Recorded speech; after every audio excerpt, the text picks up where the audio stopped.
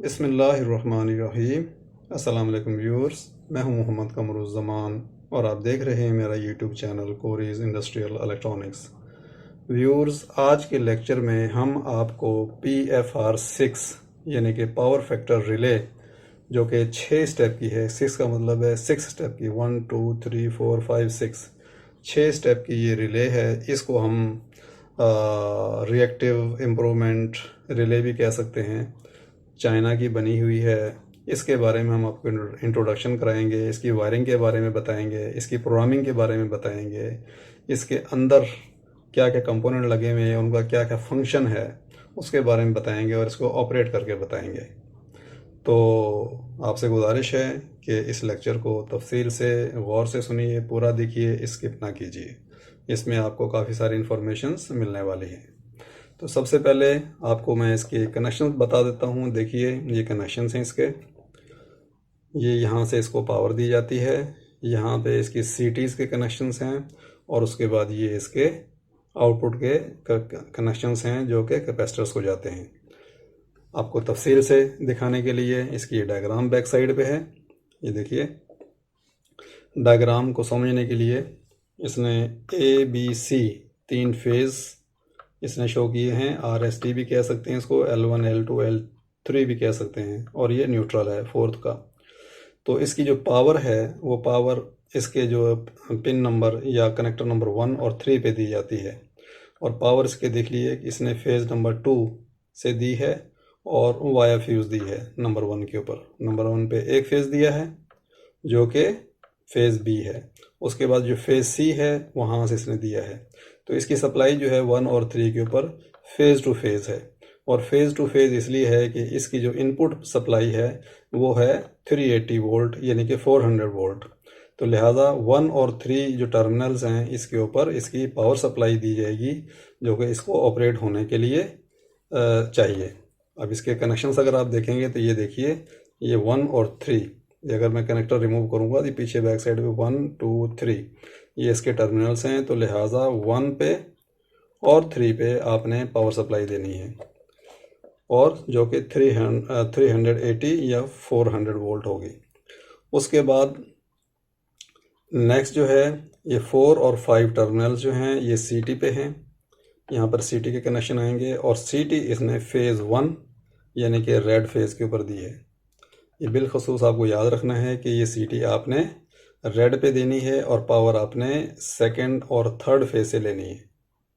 ठीक है, तो ये CT कनेक्शन आ जाएंगे। CT जो है इसलिए है ताकि इसको पता चले कि करंट क्या गुजर रहा है, कितना करंट गुजर रहा है इसके फेज़ A के अंदर, यानी कि पहले फेज़ से ये करंट देखेगा और उसके बाद B और C फेज़ से ये पावर लेगा ऑपरेट होने के लिए और देखेगा कि वोल्टेज कितने हैं। इसकी हम अब तफसील आपको बाद में बताएंगे। उसके बाद ये देखिए कि इसकी जो ये न्यूट्रल है, ये न्यूट्रल इसके पिन नंबर या कनेक्टर नंबर 23 पे आएगा न्यूट्रल। इसकी हम बताएंगे कि न्यूट्रल इसको यहाँ क्यों चाहिए। उसके बाद यहाँ से इसने फेज़ C तीसरा फेज़ लेके और इसने ये इसके जो ये स्टेप्स हैं इसके अंदर J1 से लेके J12 यानी कि 12 स्टेप की डायग्राम दी है, लेकिन इस रिले के अंदर J1 से लेके J6 यानी कि 6 स्टेप तक की इसके अंदर जो है वो सहूलत मौजूद है। 7 से लेके 12 स्टेप तक इसमें इस्तेमाल नहीं हो रहे, यूज़ नहीं हो रहे। तो आप इसमें सिर्फ 6 आउटपुट ले सकते हैं और यानी कि 6 कैपेसिटर आप इस पर यूज़ कर सकते हैं, चला सकते हैं, ऑपरेट कर सकते हैं। और कैपेसिटर्स को ऑपरेट करने के लिए हमें जो है वो मैग्नेटिक कॉन्टैक्टर्स जो है वो इस्तेमाल करने पड़ते हैं। आप ये समझ लीजिए कि ये मैग्नेटिक कॉन्टैक्टर की कॉइल है। इसको जो फेज़ है तमाम कॉइलों को, 6 की 6 कॉइलों को जो है वो फेज़ ऑलरेडी मिला हुआ होता है। उसके बाद न्यूट्रल यहाँ से लेके और ये जो कनेक्शंस हैं इसके अंदर हमारी रिले के अंदर रिलेज़ लगी हुई छोटी छोटी, वो रिलेज़ जो हैं वो आके उन जब रिलेज़ मेक होंगी तो ये न्यूट्रल इस कॉइल को मिलेगा और इस तरीके से हमारा मैग्नेटिक कॉन्टैक्टर ऑन होके और हमारे जो कैपेसिटर्स हैं उनको इनलाइन कर देगा। तो ये चीज़ आपको मज़ीद तफसील से समझ में आ जाएगी जब हम इसको बॉक्स को ओपन करेंगे और ओपन करके इसको आपको तफसील से दिखाएंगे। इसके अलावा जो इन्होंने ये डायमेंशन बताई है, इसका जो साइज़ है इसका जो ये साइज़ है, कट आउट साइज़ जो कि पैनल के अंदर लगता है, वो 138 बाई 138 mm का होता है। व्यूअर्स, इसको ओपन करने के लिए अगर आप देखें गौर से तो ये इसके जो हैं वो कनेक्टर्स हैं, लॉक्स हैं। इन लॉक्स को हम जो है वो प्रेस करेंगे, और जब प्रेस करेंगे तो ये हमारा जो फ्रंट पैनल है, ये वाला जो फ्रंट पैनल है, ये हमारा बाहर आ जाएगा। थोड़ा सा इसको मैं जूम आउट कर देता हूँ। ये वाला जो पैनल है हमारा बाहर आ जाएगा। तो अब हम इसको पैनल को बाहर निकालते हैं और देखते हैं अंदर इसका सर्किट क्या है। तो व्यूअर्स, हमने इसके लॉक खोल लिए हैं, लेकिन इसको बाहर निकालने से पहले, इसकी पीसीबी बाहर निकालने से पहले याद रखिए कि आपने ये कनेक्टर्स जो हैं, इनके जो प्लग्स हैं, ये आपने लाजमी निकाल लेने हैं। उसके बाद जब ये हमने इसके जो लॉक हैं, ये दो लॉक हैं, इनको हमने प्रेस करके जब निकाला तो अंदर से ये कुछ इस किस्म का है। ठीक है, ये एक कनेक्टर है, प्लग है। इसके लिए क्या है, ये 3 स्विचेस हैं। 3 स्विचेस की जो वायरिंग्स है वो ये है, जो यहाँ पर आके कनेक्ट हो रही है। उसके बाद इसमें आप देखेंगे तो 1 2 3 4 स्क्रूज़ के ऊपर ये पीसीबी जो है वो होल्ड हुई हुई है। तो हम पहले इन 4 स्क्रू खोल के और इसको पीसीबी को बाहर निकालते हैं। चलो व्यूअर्स, हमने चारों स्क्रू इसके खोल लिए हैं, और खोलने के बाद इसको हम बाहर निकालते हैं। ठीक है, ये हमने बाहर निकाल लिया। इसका बॉक्स है, इसको हमने साइड पर रख दिया। अब हम इसके बारे में आपको इंट्रोडक्शन कराने वाले हैं। ठीक है, ये देखिए, ये इसके कनेक्टर्स हैं, और ये वाली जो हैं 4 एलईडीज़ हैं, इसके ये मोड ऑफ ऑपरेशंस हैं। जैसा कि आप इसके ऊपर देखेंगे, ये देखिए, ये 4 इसके जो एलईडीज़ हैं। नंबर 1 पावर फैक्टर शो करेगा, उसके बाद रिएक्टिव पावर, मैनुअल ऑपरेशन और पैरामीटर सेटिंग या प्रीसेट। तो ये इसकी एलईडीज़ हैं। उसके बाद जो ये 6 एलईडीज़ हैं, ये इसके स्टेप को शो करेंगी। स्टेप 1 2 3 4 5, यानी कि ये कैपेसिटर्स को जब इन लाइन करेंगे, कॉन्टेक्टर बनेंगे, तो ये हमारे 6 स्टेप्स की जो लाइट हैं वो यहाँ पे इसकी एलईडीज़ हैं, 1 से लेके 6 तक। ठीक है, ये वाली इसकी एलईडीज़ है, स्टेप्स की हैं। उसके बाद ये हमारे जो है डिस्प्ले है, 7 सेगमेंट डिस्प्ले है। एक ही मॉड्यूल है, उसके ऊपर 4 डिजिट्स हैं। इसकी बैक साइड पे आ जाइए। बैक साइड पे आएंगे तो ये देखिए, ये कनेक्टर है। ये इसका जो है वो ट्रांसफार्मर है पावर का, जो हम इसको यहाँ से वोल्टेज देंगे 1 और 3 पिन के ऊपर। जो वोल्टेज देंगे 1 और 3 के ऊपर, आपने जो 380 वोल्ट 400 वोल्ट पावर के लिए देने हैं, वो इसकी ट्रांसफार्मर की इनपुट प्राइमरी वाइंडिंग के ऊपर यहाँ पर आएंगे। और इसके जो नंबर इन्होंने दिए हैं वो 1 और 6 के ऊपर इसकी प्राइमरी वोल्टेज आएंगे। अगर आप यहाँ से देखना चाहें, इसके ऊपर इन्होंने बायोडाटा भी लिखा है। ये देखिए, पिन नंबर 1 और 6 के ऊपर 380 वोल्ट, उसके बाद पिन नंबर 9 और 10 के ऊपर 12 वोल्ट, 11 और 12 के ऊपर 9 वोल्ट। ठीक है, इसके ऊपर एक जो है प्राइमरी पे इनपुट है, और उसके बाद आउटपुट 2 हैं इसकी, 9 और 10 के ऊपर 12 वोल्ट और 9 वोल्ट। 9 वोल्ट जो है ये वोल्टेज मेजर करने के लिए है कि वोल्टेज कितने आ रहे हैं। उसके बाद 12 वोल्ट जो है इसकी सप्लाई, सर्किट की सप्लाई बनाने के लिए, इसको ऑपरेट करने के लिए इस्तेमाल होते हैं। तो ये इसकी पावर थी। उसके बाद जो नेक्स्ट है, ये हमारे सीटी के कनेक्शन यहाँ लगते हैं, और सीटी से जो करंट आएंगे, जो वोल्टेज आएंगे, वो इन 2 तारों के ज़रिए मज़ीद आगे एक ट्रांसफार्मर छोटा सा लगाया है, और ट्रांसफार्मर के ज़रिए इन देंगे यहाँ पर, और इन देने के बाद यहाँ से आउट होगी। तो ये करंट की मेजरमेंट के लिए है, ये पावर के लिए और वोल्टेज मेजरमेंट के लिए। ये हमारा करंट मेजरमेंट के लिए है कि करंट कितना हमारे लाइन में चल रहा है, ताकि पावर फैक्टर को कैलकुलेट करके और इसको ऑपरेट किया जा सके। उसके बाद ये जो है 6 रिले हैं, 1 2 3 4 5 6, क्योंकि ये 6 स्टेप का है हमारा मॉड्यूल, हमारी रिले, हमारे जो कंट्रोलर है 6 स्टेप का है। बाकी यही पीसीबी जो है ये 12 स्टेप के लिए भी यूज़ होती है, और इसमें 1 2 3 4 5 6, ये 6 रिले इन्होंने लगाई नहीं है, क्योंकि ये 6 स्टेप का है। 12 स्टेप का होता तो 6 रिले और लगी होती बहरहाल।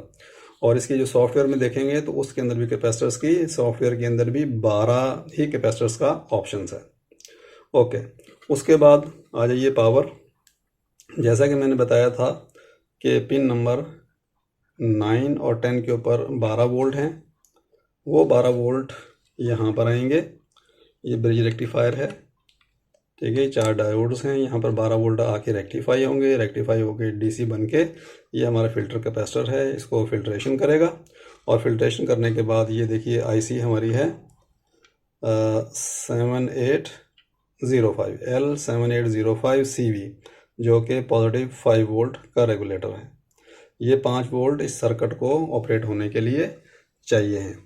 उसके बाद जो दूसरे हैं हमारे वोल्टेज, जो कि डीसी वोल्टेज एसी वोल्टेज मालूम करने के लिए हमारे लाइन में कितने वोल्ट हैं, वो हैं हमारे ये 9 वोल्ट। और ये 9 वोल्ट इसकी जो वाइंडिंग है, यानी कि ट्रांसफार्मर की 11 और 12 यहाँ से निकल के, तो ये देखिए एक और ब्रिज रेक्टिफायर लगा हुआ है यहाँ पर, यानी कि 4 डायोड्स लगी हुई है। तो ये डायोड्स जिसे रेक्टिफाई हो गया, इसका डीसी सिग्नल बनता है। उस डीसी सिग्नल से पता चलता है कि हमारे वोल्टेज इस वक्त कितने हैं, 400 वोल्ट हैं, 300 वोल्ट, 380 वोल्ट हैं, 415 हैं, 450 वट। उसके बाद तीसरा जो सिग्नल है हमारा करंट का, जो कि वोल्टेज की सूरत में है, ठीक है, क्योंकि जो सीटी है हमें वोल्टेज देती है यहाँ पर। उसके बाद ये मज़ीद इसको कम करके और यहाँ पर बड़ा एक खूबसूरत सा ब्रिज रेक्टिफायर उन्होंने बनाया है, ये सिग्नल डायोड्स के थ्रू। ये 4 डायोड लगी हुई हैं, इससे जो है हमारा करंट का सिग्नल जो है वो प्रोसेस होता है, एसी से डीसी में कन्वर्ट करके उसका सिग्नल जो है बनता है, जो कि आगे हमें बताता है कि करंट इस वक्त कितना चल रहा है। ओके, उसके बाद ये देखिए इसका जो कंट्रोलर है, जो कि सारी प्रोग्रामिंग को, सारे सिस्टम को कंट्रोल कर रहा है, वो ये इसका कंट्रोलर है। ये एटमल कंपनी का है, ATmega 8-16PU। ये इसका जो है वो क्या कहते हैं, क्रिस्टल लगा हुआ है, जो कि 12 मेगाहर्ट्ज़ का है। नो आपको नज़र आ सके या नहीं आ सके, लेट मी सी।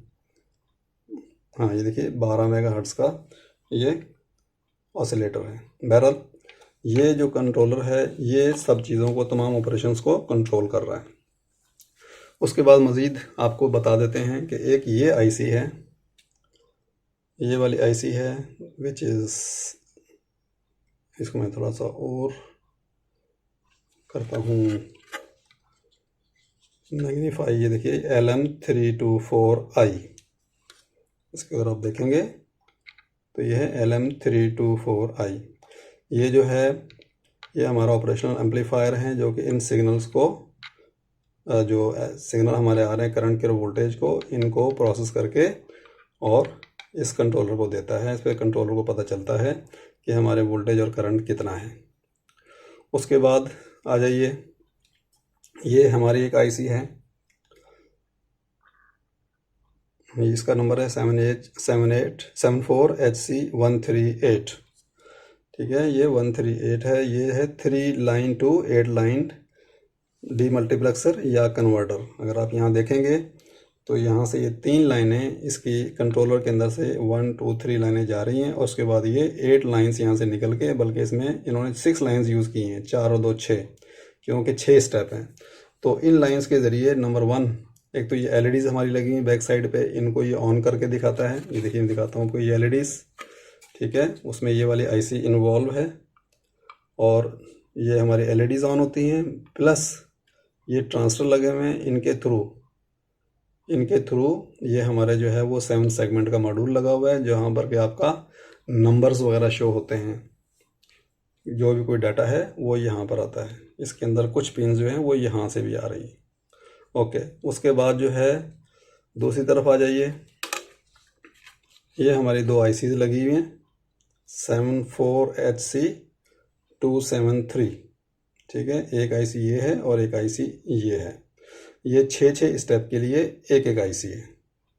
ये डी टाइप फ्लिप फ्लॉप हैं, और ये हमारे जो स्टेप्स हैं, ये हमारे रिलेज हैं, इनको ऑपरेट करने के लिए ये वाली आईसी जो है वो इसको ड्राइव करती है। ये देखिए ये आईसी जो है ULN 2003A, ये रिले ड्राइवर आईसीज हैं, ठीक है। 6 रिलेज के लिए ये वाली आईसी इस्तेमाल होती है, और 6 के लिए ये इस्तेमाल होती है। ये देखिए यहाँ से ये इसके ट्रैक्स जो हैं वो इधर जा रहे हैं, तो लिहाजा ये वाली आईसी जो है इस्तेमाल हमारे इस में नहीं हो रही, क्योंकि ये 6 स्टेप का है।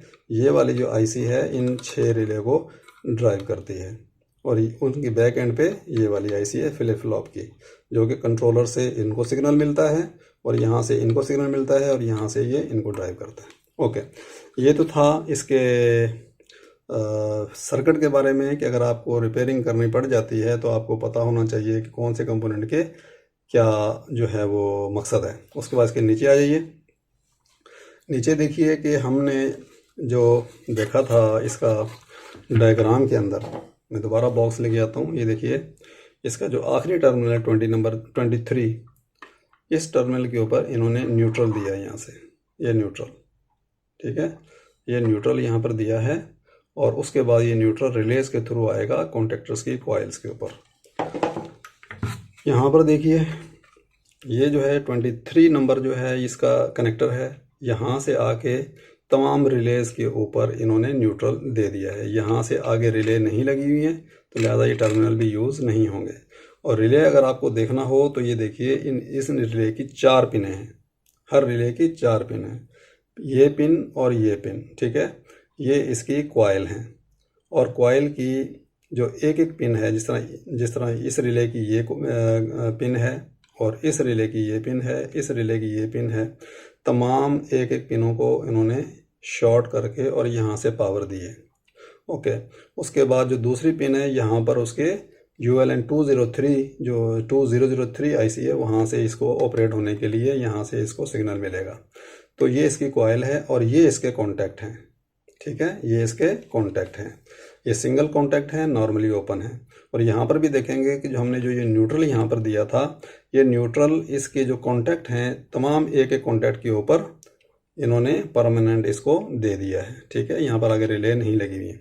तो होगा ये कि जिस वक्त यहाँ पर सिग्नल आएगा, ये वाला जो न्यूट्रल है इस स्विच के थ्रू यहाँ से यहाँ ट्रांसफ़र होके और इसकी यहाँ पिन के ऊपर आउट हो जाएगा। इसी तरीके जो रिले नंबर 2 है, जब इसके यहाँ पर सिग्नल आएगा तो ये न्यूट्रल यहाँ से यहाँ पर आएगा और यहाँ से यहाँ पर आ जाएगा, ठीक है। तो इन रिलेज के जो कॉन्टैक्ट हैं इनके ज़रिए हमारा जो है वो न्यूट्रल आउट होगा।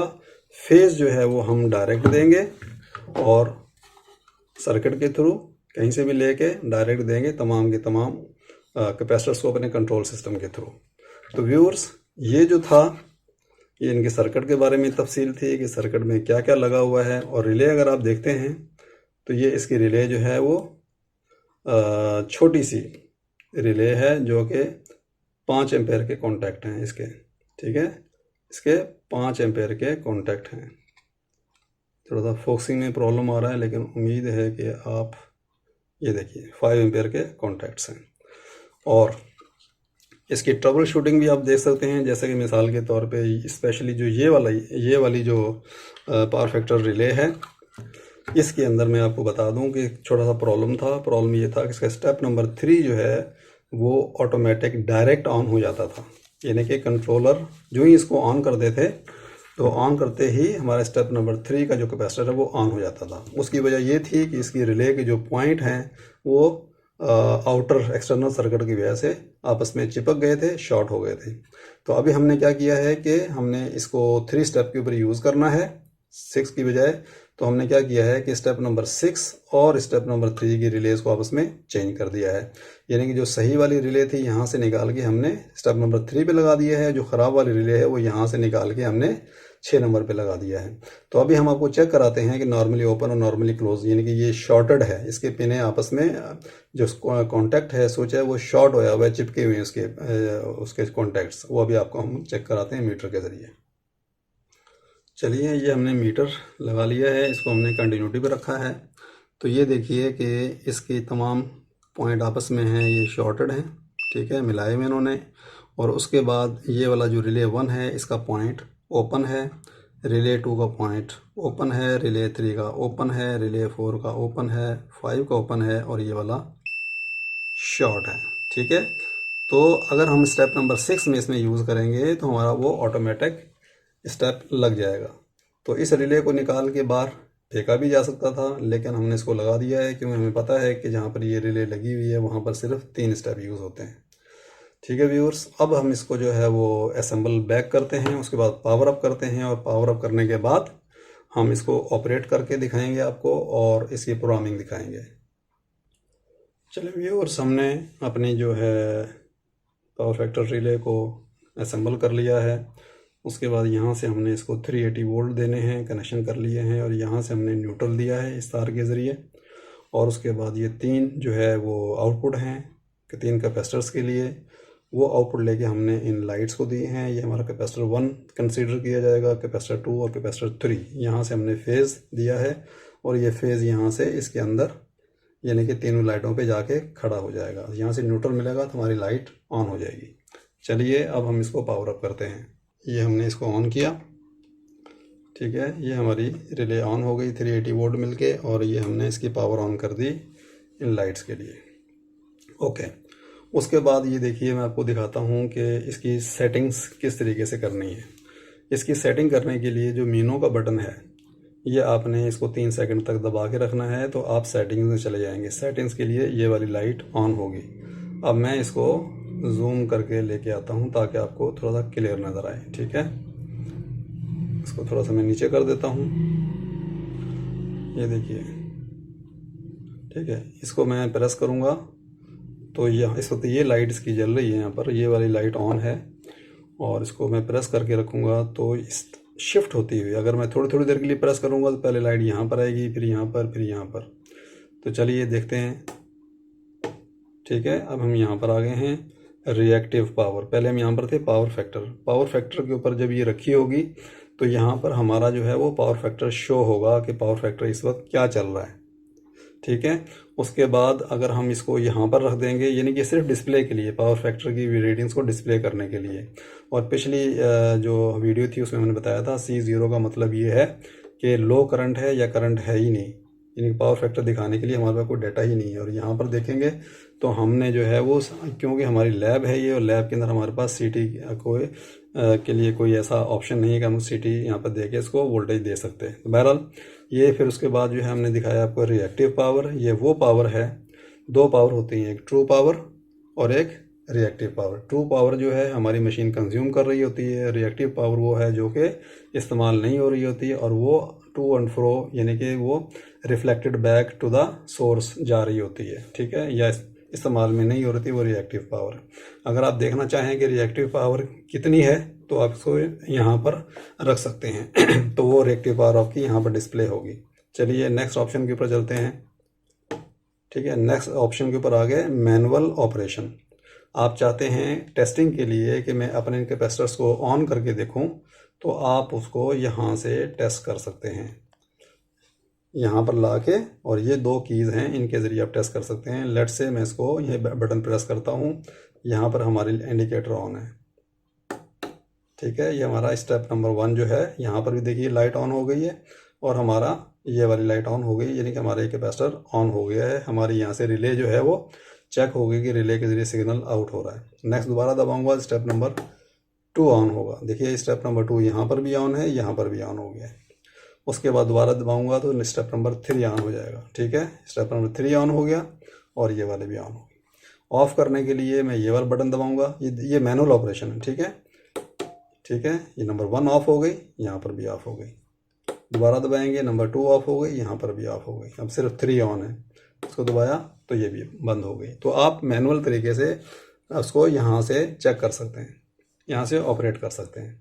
उसके बाद आप फिर दोबारा दबाएं थोड़ी देर के लिए, तो आप इसके पैरामीटर सेटिंग में चले जाएंगे, बल्कि इस वक्त ये यहाँ पर आ गया है, ठीक है। तो हम क्या करेंगे, इसको 3 सेकंड के लिए दबा के रखें तो ये डायरेक्ट जो है पैरामीटर प्रीसेट पे चला जाएगा, ठीक है। ये तीनों LEDs ग्रीन में थी, और ये वाली जो LED है ये रेड में है, जिसका मतलब है कि सेटिंग्स में आप आ गए हैं। और इस वक्त जो है ये इसके पैरामीटर्स हैं PA1, PA से बनता है पैरामीटर, पैरामीटर 1 जो कि आपने इसमें सेट करने हैं, और इनकी डिटेल पैरामीटर्स की यहाँ पर भी दी हुई है। मैं आपको जूम करके दोबारा दिखाता हूँ कि पैरामीटर्स क्या क्या है। उसके बाद आपको दिखाएंगे इनकी सेटिंग्स का, ठीक है। यहाँ पर इन्होंने बताया भी है कि पैरामीटर सेटिंग में आपने किस तरीके से जाना है, ठीक है। ये देखिए पैरामीटर मेनू के अंदर जाने के लिए इन्होंने कहा है कि प्रेस मेनू की फॉर 3 टू इंटर, यानी कि 3 सेकंड के लिए मेनू को आप प्रेस करें और आप पैरामीटर सेटिंग में चले जाएंगे।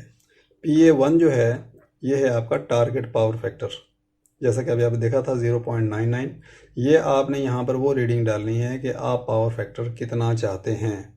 यानी कि अगर जो लाइन के अंदर पावर फैक्टर ड्रॉप हुआ हुआ होता है तो ये वाली कंट्रोलर रिले उसको इम्प्रूव कर कर करके जो आपने यहाँ पर PA1 के अंदर सेलेक्ट किया होगा, जैसे कि हमने अभी 0.99 सेलेक्ट किया हुआ है, तो यहाँ पर वो 0.99 तक लाने की कोशिश करेगा। तो ये वो टारगेट है कि आपने पावर फैक्टर आपको कितना चाहिए। उसके बाद जो PA2 है, यानी कि parameter number 2, input time. Input time का मतलब ये है कि जिस वक्त आपका करंट जो है वो बढ़ जाएगा और आपका रिएक्टिव पावर बढ़ जाएगी, तो उसके बाद कितनी देर के बाद आपका स्टेप लगे, एक बात। दूसरी बात यह है कि एक स्टेप, और जब भी डिमांड आती है एक स्टेप के लिए कि हमें एक कैपेसिटर जो है वो और लगाना है, तो डिमांड आने के बाद इतना टाइम ये वेट करेगा। वेट करने के बाद फिर कैपेसिटर को ऑन करेगा।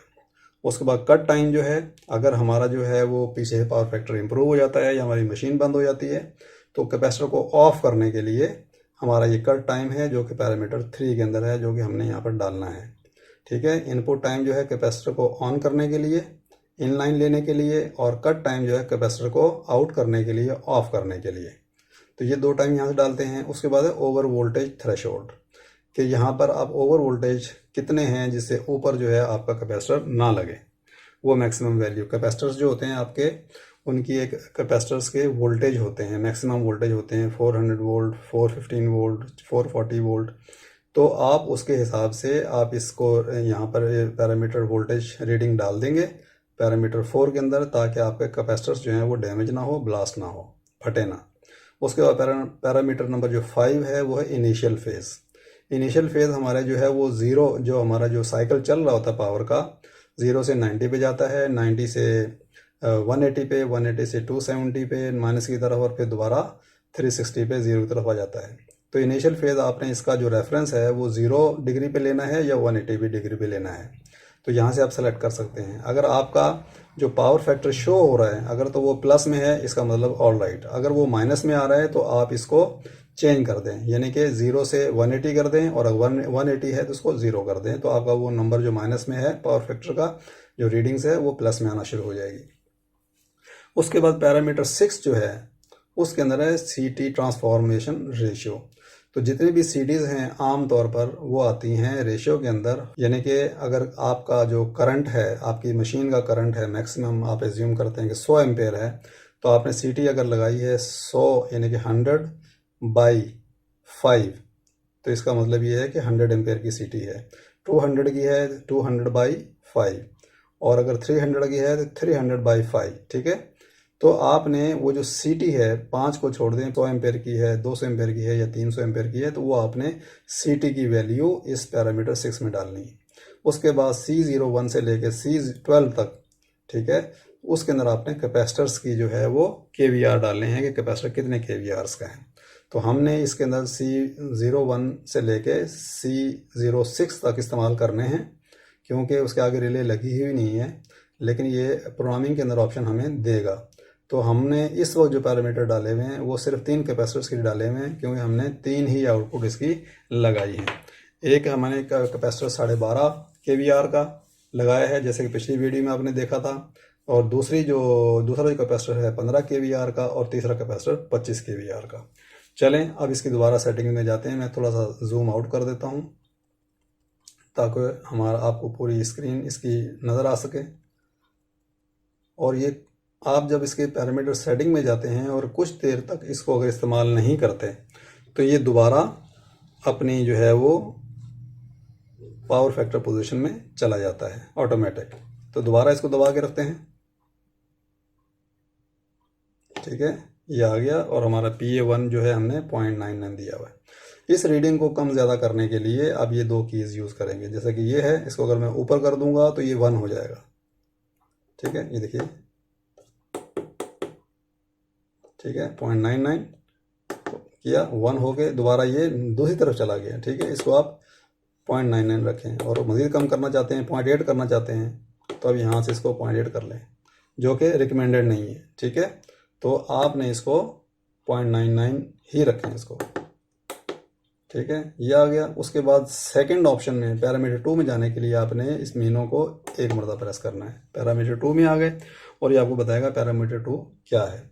तो ये है वो टाइम कि आपने अपने कैपेसिटर को कितनी देर में ऑन करना है। जब भी डिमांड आएगी, आपकी जो कैलकुलेटर इसके अंदर लगा प्रोसेसर वो बताएगा कि नेक्स्ट कैपेसिटर ऑन करो, तो उस कैपेसिटर को डिमांड आने के बाद कितना टाइम के बाद उसको ऑन करना है। तो वो हमारा टाइम ऐसा हमने सेलेक्ट किया हुआ है 10 सेकेंड। ठीक है, ये दोबारा हमारा वापस चला गया क्योंकि हम बातों में लग गए आपको एक्सप्लेन करने के लिए। ये दोबारा आ गए, पैरामीटर 2 में गए।